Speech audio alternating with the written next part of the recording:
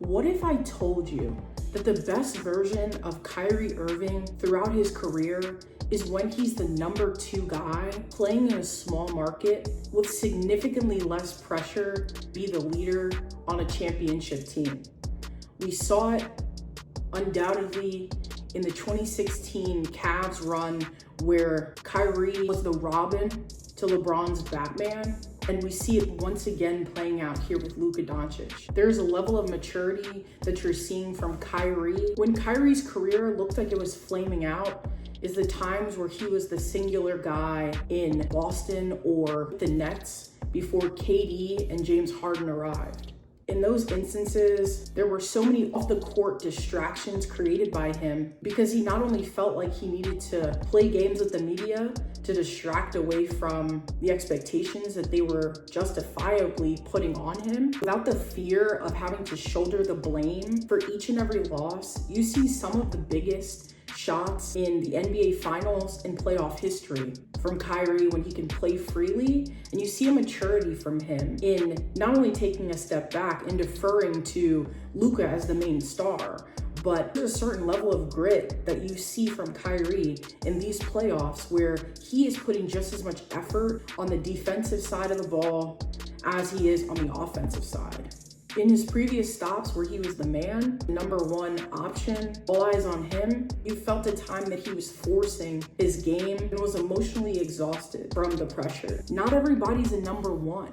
And not everybody has to be in order to be successful. The Dallas Mavericks have clearly put something together in his year or 2 that you're seeing, and he's now able to pick his spots instead of having to force it and save energy on the offensive side because he's the only guy. He needs to get a ton of credit for what he's been doing on the defensive side of the ball in this series.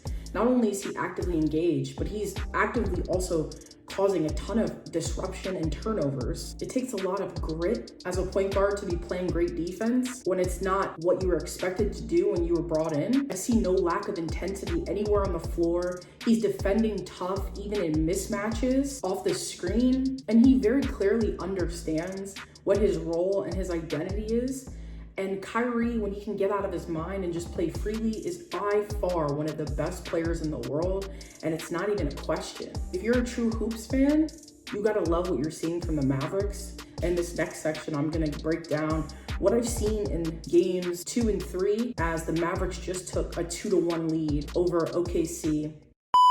Some of the adjustments that I've seen after losing game 1 to OKC was Luka Doncic being extremely thoughtful about how he wanted to execute his shooting off of the pick and roll. He understands he can get himself in some trouble by dribbling too much, and ultimately in game 2 decided to execute in a way where he was shooting it right off of the catch or the dribble handoff, and ultimately really cognizant of the double team, show off his elite passing, which isn't the first thing that comes to mind when you think of Luka. Dallas obviously made a concerted effort to limit 25 second chance points that OKC had in game 1, and you see how much of an improved supporting cast Dallas has had this year by bringing in PJ Washington and ultimately unlocking Kyrie Irving, like I just said in that previous segment. To me, PJ Washington feels like the X factor in the series.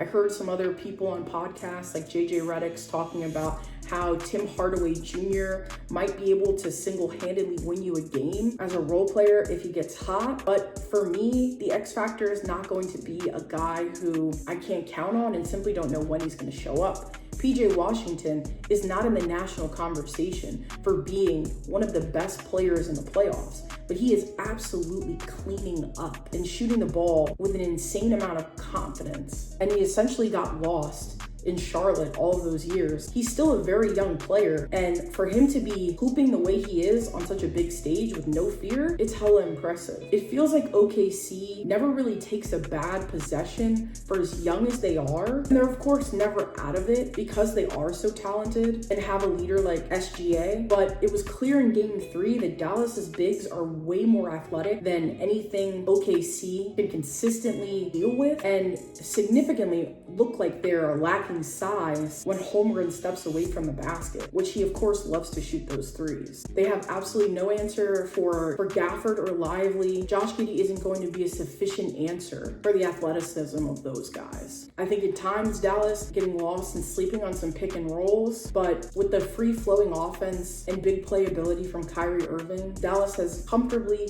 gone into a 2-1 game lead. Quick wardrobe change as we are going to wrap up with what I've seen in the Cavs and Boston series after game 2. So defensively, Jrue Holiday is absolutely a menace, which we knew. Now offensively, Jason Tatum has been doing a really good job of bailing Cleveland out by settling for threes and not getting to the rim. And he's the most physically imposing player on the floor and simply doesn't take advantage of it. Boston had a fighting chance because Jaylen Brown and other dudes were getting to the foul line. And so they had about 16 points in the beginning of the fourth quarter. And that gave them a puncher's chance. When Evan Mobley made that boneheaded move where he got his 5th foul way too early before the game ended, had to go to the bench.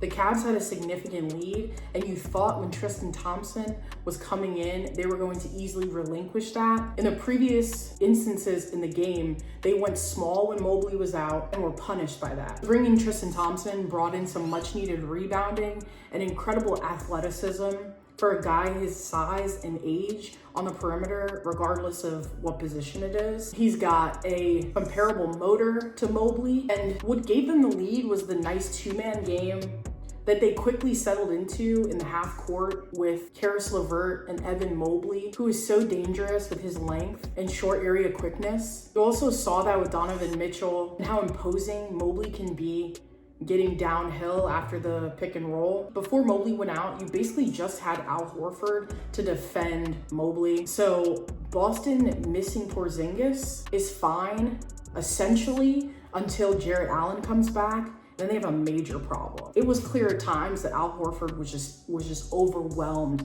by Mobley's physical ability. And what ultimately killed Boston was them missing at one point 16 of 17 threes, which comes back to the issue when your star players are not getting to the cup and you're missing that poorly. There's no way that you're going to be able to make up that glaring of a difference if you don't prioritize capitalizing on what the Cavs were doing so well with Mobley when he went out with the 5th foul. The dichotomy between Boston missing so many threes and the Cavs shooting 57% in the first half of the game and being very smart outside of Donovan Mitchell, which I'll get to that in a minute. Them being really smart and capitalizing every time that Boston continued to settle anywhere but mid-range. Saw some great bench points from LeVert. And I think at the end of the day, I said this in game 1 and it worked out in game 2, but I simply don't like Donovan Mitchell's game in these type of spots. I think he's a great regular season player,